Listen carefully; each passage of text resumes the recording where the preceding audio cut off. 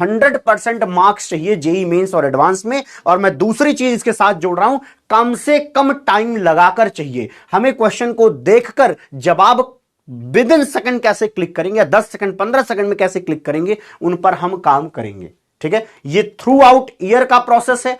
आज के ही दिन खाली जोश में नहीं रहना है, ये पूरा साल जोश में रहना पड़ेगा। ठीक है, हर दिन।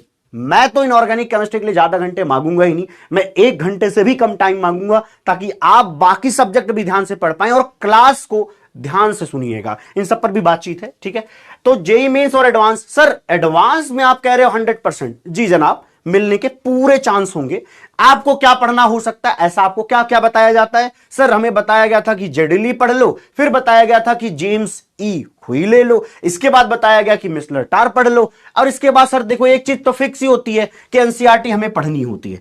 मैं कहता हूं कि मेरे भाई, अगर ये सारी किताबें तुम्हें पढ़ने को बोली जा रही हैं, तो मैं एज अ टीचर क्या कर रहा हूं? तो ये तो मेरा फेलियर है कि मैं तुम्हें ये सारी किताबें खरीदने को बोलूं और आपको पढ़ने के लिए बोलूं। सिंपल साधारण क्लियर बात यह है कि अभी तो मैं कह रहा हूं कि एनसीईआरटी भी पढ़ने की जरूरत नहीं है।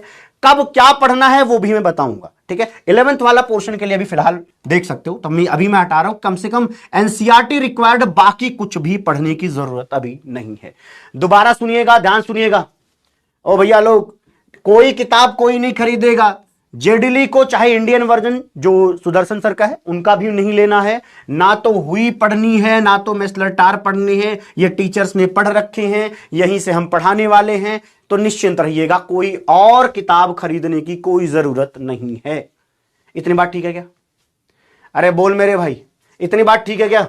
कोई किताब कोई नहीं खरीदेगा, सिर्फ आपको क्या करना है, जितना पढ़ाया जाए उस पर ध्यान देना है। तो इसलिए इन सब का इकलौता सॉल्यूशन जो आपके सामने बनकर के आएगा, that is super notes by Om sir. मैं क्लास में जो कुछ भी कराऊंगा, क्वेश्चन पेपर सच्चाई यह है कि वहीं से आएगा, कहीं एक्स्ट्रा आने वाला भी नहीं है। इवन मैं तो एटलीस्ट ये कह सकता हूं कि एडवांस वाले जो क्वेश्चंस होंगे वो बेसिकली यहीं से आएंगे। अब ऐसा हो सकता है कि कॉम्प्लेक्स में हमने कोबाल्ट लिख दिया है और इधर मान लीजिए NO2 लिखा है, जो भी टाइम 6 टाइम या समथिंग, यहां पे 3 माइनस। ऐसा हो सकता है कि पेपर में कोबाल्ट की जगह वो क्रोमियम एंड आयरन दे दें, बाकी वो कुछ बदल नहीं पाएंगे। हर बार ऐसा ही दिखता है, बाकी सब्जेक्ट में ये गारंटी नहीं ली जा सकती। इसका रीजन है क्योंकि एडवांस भैया क्वेश्चन को बदलेगा, टेढ़ा मेढ़ा करेगा, लेकिन यहां पे कुछ चीजें फिक्स होती हैं। ठीक है, इसीलिए कह रहा हूं कि उस लेवल तक हम ले जाएंगे, ये भरोसा भी रखना पड़ेगा और ये बात माननी पड़ेगी, तब जाकर के आप अच्छे से प्रिपरेशन कर भी पाओगे। ठीक है जी, चलिए जी देखते हैं। तो खाली भर क्या है, आपको ध्यान देना है कि आपको नोट्स बनाना पड़ेगा कायदे से, है ना। इसमें कोई कोताही नहीं चाहिए किसी से भाई, यही एक चीज है। एनसीईआरटी करनी है क्या, जब करनी होगी मैं खुद बताऊंगा। अभी फिलहाल सिर्फ और सिर्फ नोट्स पर ही ध्यान रहना चाहिए, बाकी इधर उधर नहीं देखनी है। ठीक है, ओके। अब देखिए भैया, ये सुपर नोट्स में होगा क्या। पहली बात तो कॉन्सेप्चुअल अप्रोच जो क्लासेस में मैं पढ़ाऊंगा लिखवाऊंगा, उन सबको पढ़ना और लिखना है।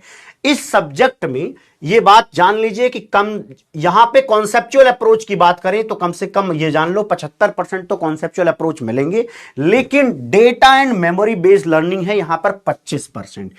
ठीक है, बाकी सब्जेक्ट्स में भी है, लेकिन यहां पर 5% आपको ज्यादा डेटा बेस्ड, 6% ज्यादा डेटाबेस पढ़ना पड़ता है। और उस डेटा को कैसे डिकोड करना है, डेटा डिकोडर करके एक चीज मैं कराता हूं क्लासेस में। तो डेटा डिकोडर जो मैं पढ़ाऊंगा सिर्फ वही पढ़ना है। एक्चुअली दिक्कत ये हो रखी है कि बच्चे ये इन बुक्स के डेटा उठाते हैं और उनको बैठकर घर पे डिकोड कर रहे हैं। नहीं करना है, कतई नहीं करना है, कोई मतलब नहीं उन चीजों का। इसीलिए मैं फालतू डेटा नहीं पढ़ाऊंगा, सिर्फ उतना जितना रेलेवेंट है, जो आपका एडवांस पूछता है, जो आपके मेंस लेवल पर आता है। कोई दिक्कत तो नहीं है किसी को? हाँ, आईआईएससी बेंगलोर की तैयारी क्यों नहीं कर सकते भाई? जब आप पढ़ोगे, सिलेक्शन आपके अच्छे से होंगे, रैंक कायदे की आनी चाहिए। उसके लिए आपको भी पता है कि आईआईएससी बेंगलोर किस रैंक पे मिलता है। ठीक है, तो 250 के अंदर लाओगे जनरल के बच्चे के लिए, तब जाकर के हो पाएगा। अब देखिए, मैं सारी जिम्मेदारी ये क्यों ले रहा हूं कि मेरे नोट्स, और ये कहते हुए मुझे जिम्मेदार होना पड़ रहा है कि अगर मैं ये कह रहा हूं कि यहां से आएंगे तो भैया जी आएंगे, और उसके लिए आपको सपोर्ट करना पड़ेगा। सपोर्ट आप कैसे करोगे? जो मैं कहूंगा कि भैया ये लिख के ले आना, तो लाना पड़ेगा। जैसे मैं दूंगा ऐसे मैं समझाऊंगा, समझाने के बाद कहूंगा कि ये पोर्शन आपको लिख करके घर से ले आना है, तो वो काम आपको थोड़ा करना पड़ेगा, ताकि आपको 4 किताबें ना देखनी पड़े। इन किताबों में जो मेन पार्ट्स हैं, दोबारा सुनिएगा, ध्यान से सुनिएगा इस लाइन को, इनमें जो कुछ भी आपके लिए रेलेवेंट है वो मैं अपनी पीपीटी के माध्यम से आपके सामने प्रस्तुत कर दूंगा, समझा दूंगा, याद कराने की क्लास में कोशिश करूंगा, लेकिन लिखना थोड़ा पोर्शन आपको पड़ेगा। हाँ, नो डाउट, धीरे धीरे हम पढ़ाते हैं, आराम आराम से चलेंगे, डर की कोई जरूरत यहां पे नहीं है। ठीक है, आइए अगली चीज देखते हैं। देखो, सबसे बड़ी चीज, टॉपिक वाइज जो सीक्वेंस कराऊंगा कि पहले के बाद दूसरा टॉपिक क्या आएगा, यही सबसे बड़ी एसेट बनने वाली है। एक्चुअली ये बात फील नहीं होगी तुम्हें, लेकिन मैं ये दावा कर सकता हूं कि ये जो आपका टॉपिक वाइज सीक्वेंस है, अगर इसको आपने कायदे से फॉलो कर लिया, लेक्चर जो मैं पढ़ाने वाला हूं उसको, तो आपके कम से कम 50 घंटे बचने वाले हैं, जो आप रट रट कर पागल हो जाया करते थे। दोबारा सुनिएगा, मैंने क्या बोला, 50 घंटे सेव करेगा ये आपका टॉपिक वाइज सीक्वेंस जो मैं कराऊंगा। तो 50 घंटे कौन से, जो आप स्टडी करते हैं, तो उसकी जगह पर बाकी टाइम आप अलग सब्जेक्ट में भी लगा सकते हो और यहां पर भी लगा सकते हो। अब कई लोगों के मन में सवाल आएगा, सर एडवांस के क्वेश्चन की बात आपने नहीं करी है।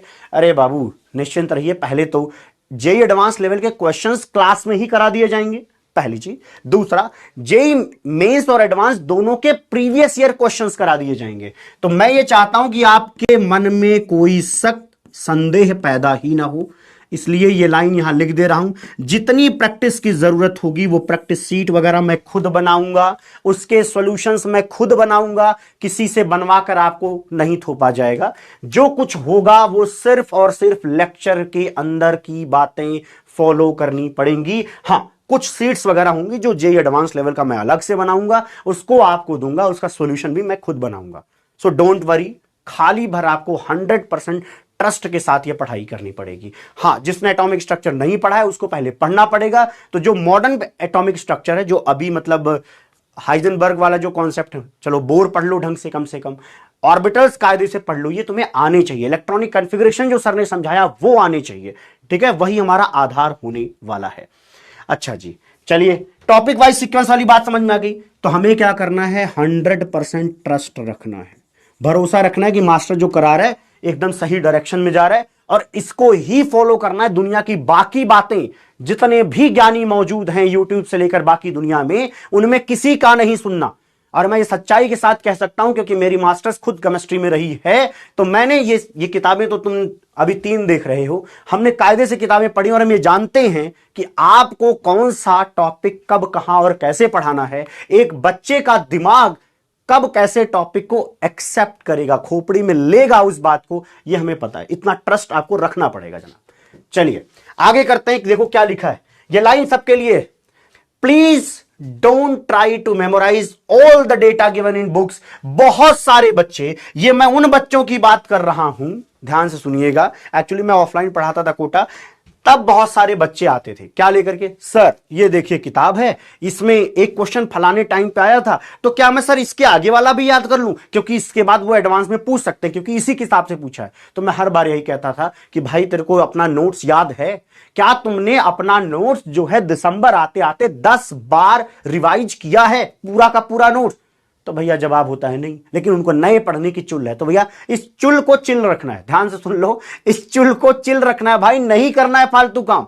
जितना बोला जाए सिर्फ उतना सुनना है, ठीक है। आइए देखते हैं क्वालिटी इनटेक, जिसका बोर्ड में 70% है। कोई भाई साहब कह रहे, चलो इस पे भी बात कर लेते हैं। जिनका बोर्ड में 70% है, मेरे भाई साहब एक काम तो करो, 5% और लाने हैं, ठीक है जी। उसके लिए कम से कम आप इंप्रूवमेंट दे दो, और ऐसा सब्जेक्ट चुनो जिसमें तुम्हारे नंबर कम रहे हैं, ठीक है, थोड़ा ज्यादा ही कम रहे, उसको थोड़ा पढ़ लो इंप्रूवमेंट में, उसी में 90 नंबर लेकर के आओ, 95 नंबर लेकर के आओ, काम बन जाएगा। नहीं तो NIOS के बारे में यूट्यूब पर सर्च मार लो, बताया हुआ है लोगों ने, वहां से देख लो सर, रेलेवेंट डेटा है। चलिए अगला देखते हैं। ये सबसे खतरनाक चीज है, ये वो चीज है जो सिलेक्शन करा देगी आपका। क्या है भैया? Quality intake. सर ये क्या होता है? अरे भैया फिजिक्स तो आरजे भैया पढ़ाते हैं, है ना। अब आरजे भैया ने इतना तो समझा ही दिया होगा बेसिक चीज कि अच्छा अभी तो अब वो पोर्शन नहीं चल रहा होगा, कोई बात नहीं, इतना तो समझ में आता ही है कि खोपड़ी में अगर अच्छी क्वालिटी की चीजें जाएंगी तभी आपकी प्रोडक्टिविटी नेक्स्ट लेवल की होने वाली है। तो यही है आपकी क्वालिटी इनटेक। मतलब जब तुम वीडियो में मुझे सुन रहे हो तो सिर्फ मुझे सुन रहे हो, बाकी दुनिया से आपका कनेक्शन नहीं होना चाहिए। पड़ोस में कौन क्या कर रही है उसके बारे में तुम्हें जानने की कोई जरूरत नहीं है, ठीक है। आसपास इवन घर में जो बातें चल रही हैं उसको इग्नोर करके एक जगह कोने पर बैठना पड़ेगा और ध्यान से हर एक शब्द जो टीचर बोल रहा है उसको सुनना पड़ेगा। तो यही वो चीज है जो खराब कर देते हैं बच्चे और फिर बार बार रिवाइज करके उसको तकलीफ में अपने आप को खुद लाते हैं। एक्चुअली क्वालिटी इनटेक 100% होना चाहिए, पूरा कंसंट्रेशन लगाओ, है ना। हम 100 जरूर लिख रहे हैं, हमें पता है कि आप विचलित जरूर होंगे, है ना। एक बात ध्यान रखना, यही सबसे खतरनाक चीज है। जब आप पढ़ते हैं तो सिर्फ आप नाटक कर रहे हैं ऐसा नहीं होना चाहिए, पढ़ने के लिए पढ़ रहे हैं ऐसा नहीं होना चाहिए। एक्चुअली ये तुम्हें खुद फील होना चाहिए कि आप पढ़ रहे हैं। इन शब्दों का शायद मतलब समझ में आता होगा, तभी आप उस योग्य हो पाएंगे, ठीक है, जहां आप जाना चाहते हैं। बाकी रही बात जो आपके टेस्ट लिए जाएंगे उसकी एनालिसिस करनी है। दोबारा सुनिएगा, शायद इनिशियल डेज में ऐसा होगा, जो कि होता है, कि आपके नंबर अच्छे नहीं आ रहे हों। अगर ऐसा होता है तो कोई दिक्कत की बात नहीं, उस टेस्ट पेपर को उठाइए, देखिए उसमें आपसे क्या गलतियां हुई हैं, और अगर मेरे ये नोट्स बन रहे हैं तो उस नोट्स पर आपको स्टार मार्क करना है। क्या करना है? जितनी बार आप गलती करो उतनी बार आपको स्टार मार्क करना है। दोबारा सुनेंगे, जो कुछ भी पेपर में आए और आपसे गलत हो जाए, सही वाले की प्रोबेबिलिटी है कि आप आगे भी सही कर लेंगे, लेकिन अगर कोई चीज गलत हो जाए तो कृपया उसको स्टार मार्क लगाएं अपने नोट्स पर। एक बार लगाएंगे मतलब एक बार गलती हुई, अगले में दोबारा गलती हो जाए दोबारा आके लगाओ, शर्माओ नहीं, तुम्हारा ही नोट्स है, हम देखने भी नहीं आ रहे, ठीक है जी। आइए नेक्स्ट देखते हैं भैया। Try to finish all DPP questions in, भैया हम तो कहेंगे कि लेस देन 10 मिनट लगना चाहिए, वैसे मैं 10 मिनट लिख ही देता हूं।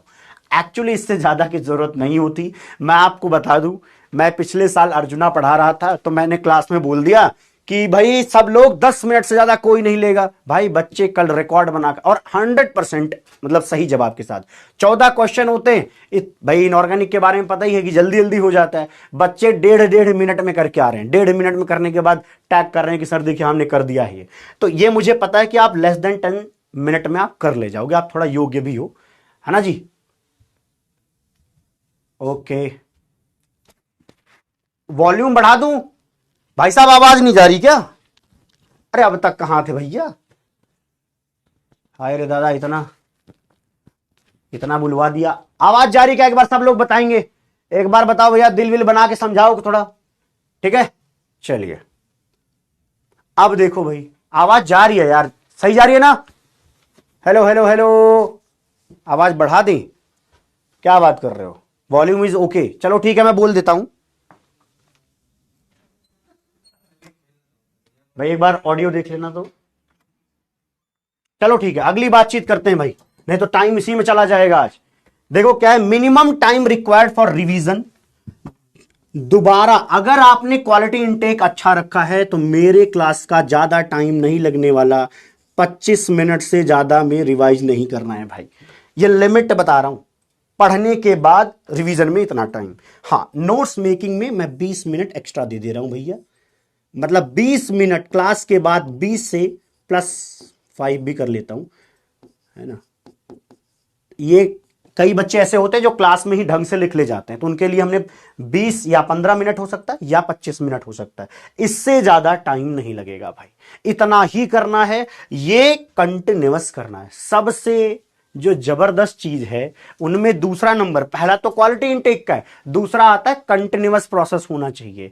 एक दिन तो आप जोश में हैं कि सर आपने तो बड़ा कम टाइम बताया, सर हम 1 घंटे तो दे ही देंगे, क्या बड़ी बात है। 1 घंटे एक दिन नहीं देना है जी, 1 घंटे ये तब तक देते रहना है जब तक आपका पेपर चलता रहेगा, या मैं आपके क्लास में सामने प्रस्तुत रहूंगा। उन दिनों में रिवाइज करके ही आना है, विदाउट रिवीजन आना महापाप है। क्या भैया?